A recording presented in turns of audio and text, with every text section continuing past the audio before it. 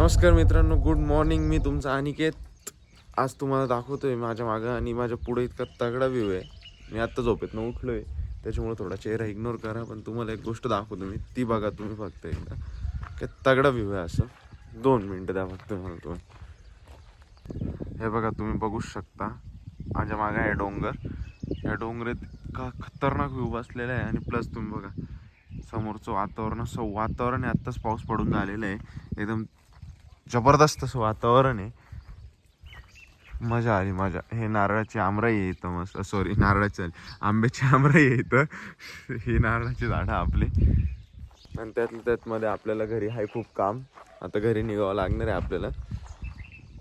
बघू, घरी जाऊन तुम्हाला मी दाखवतो घरचं. ओके, तोपर्यंत भेटूया मित्रांनो. मी आता निघालेलो आहे, तुम्ही बघू शकता. मी मित्राची गाडीवर आहे.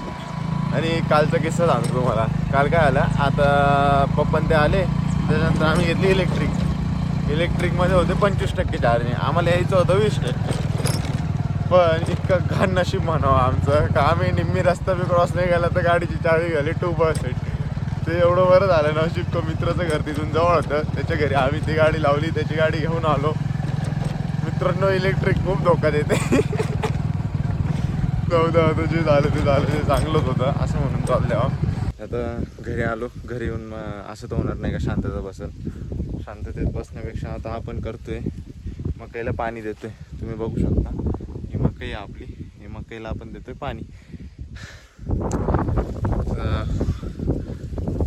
वर्ष ऋतूंनी जर काही दाखवलं आपल्यावर कृपा, त्यांनी 2 तास बी वर्ष केली आपल्या गावात, तरी बी आपल्याला मोटर बंद करून घरात बसणे.